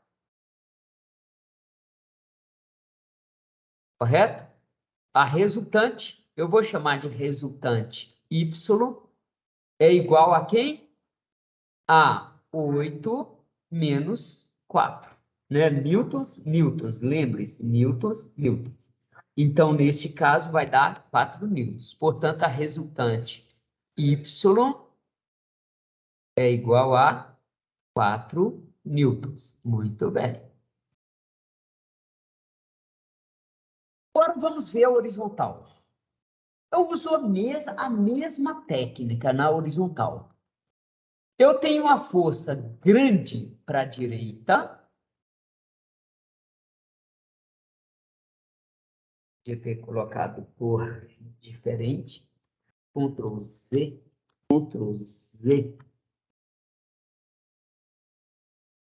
Ó, eu tenho uma força grande. Não, eu vou fazer azul aqui, só para mudar um pouco. Né? Nós temos uma força grande para a direita e uma força menor para a esquerda.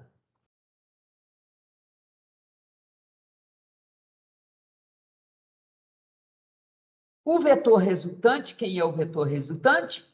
É o vetor que vai da origem do primeiro até a extremidade do último, não é isso? Bom, olhando então na horizontal, podemos escrever que na horizontal De novo, é maior menos menor. Na horizontal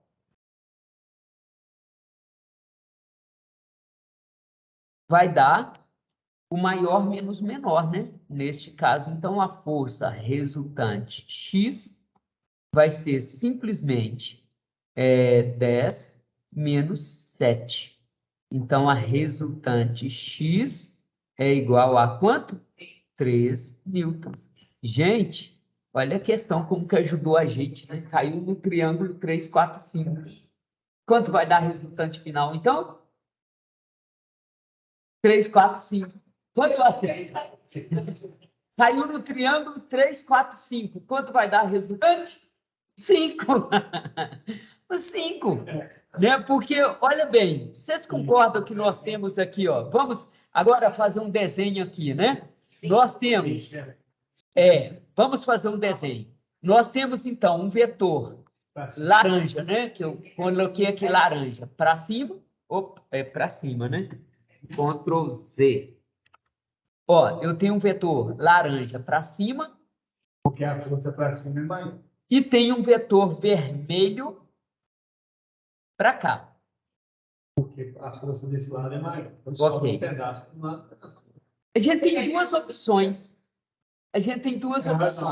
Gente, a gente tem duas opções aqui para calcular o vetor resultante. Uma das opções é usar o método do polígono. Como que é o método do polígono? Eu pego o primeiro e somo com o segundo. Ó, somo com o segundo. Olha lá. Isso é o método do polígono. Eu faço a origem, o mesmo método que eu usei aqui em cima. Eu faço a origem do primeiro coincidir com a origem do segundo coincidir com a extremidade do primeiro. O vetor resultante é o vetor que vai da origem do primeiro até a extremidade do segundo. Deixa eu ver qual vetor que eu não usei aqui ainda. Esse aqui, essa cor aí. Pronto, tá aí, né? Tá aí o vetor resultante. Se aqui tem 4, né? Lembrem-se. Hã? Se aqui tem 4 e aqui tem 3, automaticamente aqui vai ser 5 newtons. Põe aí o teorema. Mas vamos usar o teorema de Pitágoras. Vamos usar o teorema de Pitágoras para provar que isso é verdade? Né? Para provar que isso é verdade. Quem é a força resultante? Ao quadrado. Hipotenusa ao quadrado é a soma dos quadrados dos catetos. Então, vai ser 4 ao quadrado mais 3 ao quadrado. 9, 16, né? Eu fiz a ordem trocada aqui. 16 mais 9. Isso vai dar 25. Quanto é F? Raiz de 25. Porque eles...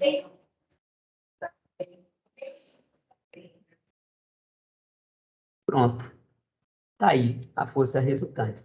Gente, então a primeira parte é achar a força resultante. Já achamos. Mas eu não quero a força resultante, eu quero a aceleração. Menos 5 você descarta, porque você está falando do módulo dela. Ah, é, módulo. Módulo é sempre positivo. Olha aqui. Guarde o seguinte, ele quer a aceleração. Mas ele já deu para você a segunda lei de Newton, né? E não dá nem o trabalho de você decorar a fórmula. Ele já deu para você a segunda lei de Newton. Então, é só chegar aqui, lembrar que força resultante, né? Quem é a força resultante? É massa vezes aceleração. A força resultante a gente conhece, que é 5. Igual. A massa eu não conheço. Mas a aceleração... Não, a massa eu conheço, né? É a massa que eu conheço, né? Quanto vale a massa? Vamos voltar lá? 0,5 quilogramas. 0,5 quilogramas. Então, 0,5 vezes A. A, então, vai ser quem? 5 dividido por 0,5. Nós já fizemos essa conta hoje. Não já? Lembra que a gente já fez essa conta hoje? Segunda vez que a gente faz essa conta. 5 dividido por meio. É o mesmo se 5 vezes 2. Né, que é 10. Então, a aceleração é igual a 10 metros por segundo ao quadrado. Mas vamos ver isso aqui é a letra A, né? Vamos ver a letra B agora.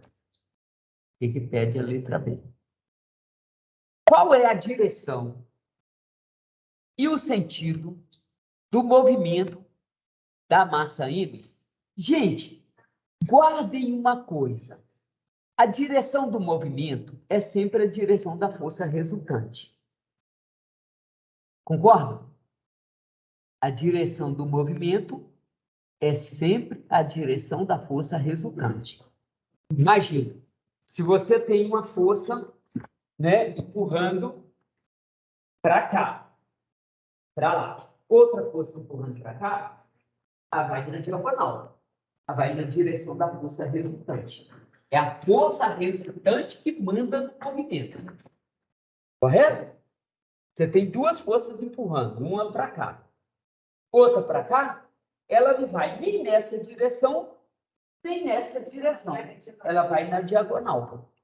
Então, a direção do movimento qual que é? Aqui, né? Exatamente essa. E aí é só fazer um triângulo, né? Vamos pegar um triângulo aqui? Cadê triângulo? Cleoni, como que eu desenho? Não tem triângulo. Tem não? Tem que fazer assim, né? Tem que fazer assim. Olha aqui.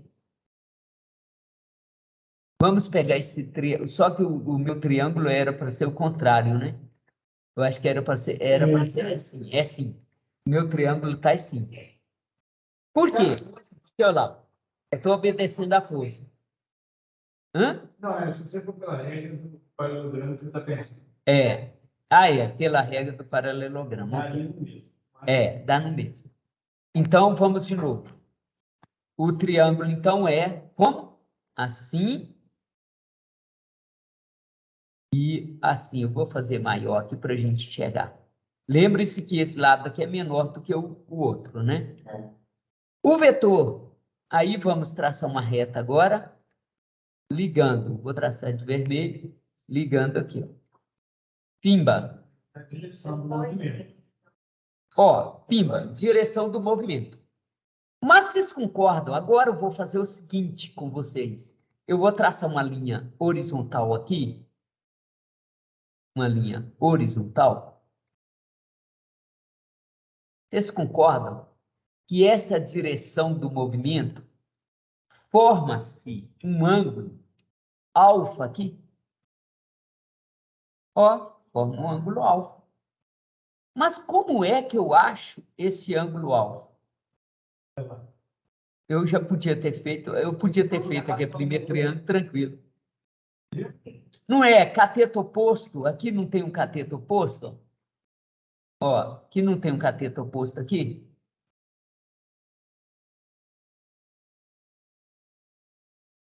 Vamos lá. Eu posso resolver pelo seno, pela tangente, pelo cosseno, qualquer o que eu quiser.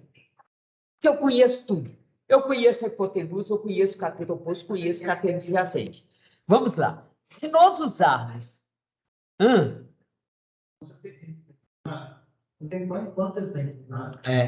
Você tem que falar, né, quanto que ele está inclinado. Vamos lá. Eu posso usar, né? Primeiro eu posso usar a tangente, não posso? Opa, esqueci de desmarcar aqui. Eu posso usar a tangente. Se eu usar a tangente, como que fica? Tangente do alfa é igual a cateto oposto sobre cateto adjacente. Mas cateto oposto vale quanto? Deixa eu apagar essa parte aqui que não nos interessa. É isso que não nos interessa. Muito bem. Vamos lá, então. Quem é o cateto oposto? Quanto vale o cateto oposto? 4. Quanto vale o cateto adjacente? Então, vai ficar 4 sobre 3. Né? Tá aí. Quem é o ângulo? Aí, gente, entra uma coisa que talvez vocês nunca ouviram falar, que o ângulo alfa é o arco tangente de alfa. Não, de alfa não, de 4/3. Arco tangente de 4/3. O que que isso significa? Significa dizer assim, o ângulo é aquele cuja tangente é igual a 4/3. Correto? Na verdade, aqui, como não está usando calculadora, né, Cleoni? A resposta tem que ser assim, não pode sair daqui não, né? Porque você não está usando calculadora. Então, como você não está usando calculadora, não tem como você saber isso. Você não está usando tabela trigonométrica. Você não está usando calculadora, não tem. Você tem que falar dessa forma. Então, isso aqui teria 3 respostas possíveis. Primeiro, usando a tangente. Mas eu poderia, se eu quisesse usar o seno, eu poderia. Quem é o seno de alfa? É cateto oposto, que vale quanto? 4. Sobre hipotenusa, que é 5. Olha que interessante.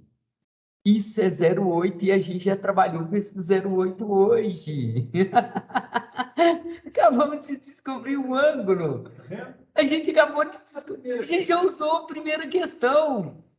Qual era o ângulo lá na primeira questão? Que o seno do ângulo era 0,8.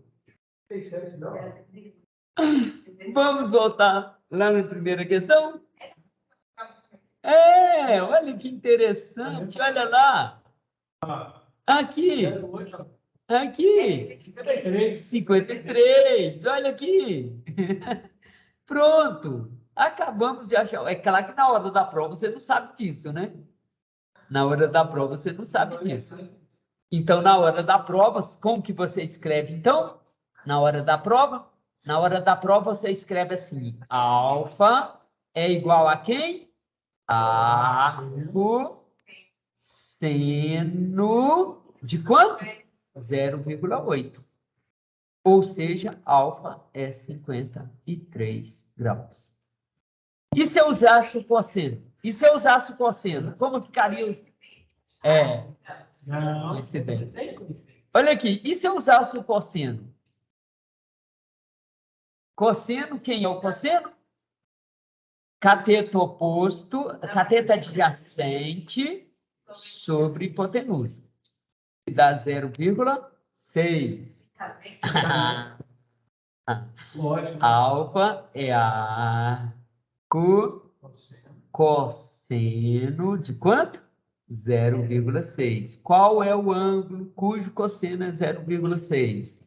Este ângulo é 53 graus. Pronto, resolvido o problema. Você está vendo a importância? Essa vida não tem em sala de aula. Nunca vai ver em sala de aula essas coisas, gente. Sala normal. Nunca vai ver. Então, essa, né, eu falar para o pessoal depois ouvir, né, que se alguém assistir depois, essa é a importância dos encontros. Né, porque aqui a gente vê coisas que é impossível ver na sala de aula. Impossível. Então, o aluno que participa do nosso projeto, ele chegará lá no terceiro ano preparado para a prova de física do Enem. Mas preparadíssimo. Correto? Muito preparado. É uma chance, a chance maior. Né? A gente não percebe isso, né? Quando você sabe que a questão lá está relacionada com a questão lá de cima. Mas eu não me provo de possibilidade mesmo para a gente fazer. Então, essa questão lá, tipo, eu sou iniciada. De uma questão mais Hoje, na prova de português, foi assim. A última questão da prova. Eu já pedi para fazer. Vamos perguntar agora para os universitários. Aqui, vamos pedir ajuda para os universitários. Cleoni, como que eu salvo essa aula nossa nesse show now em PDF para mandar para os meninos? Hã? Fica no arquivo. Arquivo? Exportar PDF. Não acredito. Exportar como PDF. E aí eu posso mandar lá no grupo? Legal. Só você pôr o nome. O nome. E o nome que vocês querem para essa aula de hoje? A aula da data de hoje. Eu normalmente salvo minha data assim, encontro e põe a data. Eu vou colocar assim, aula, Hoje é dia PEP. Hoje são dia 9 do 11 2022. Legal, Cleoni. Da outra vez eu não consegui, eu não fiz isso.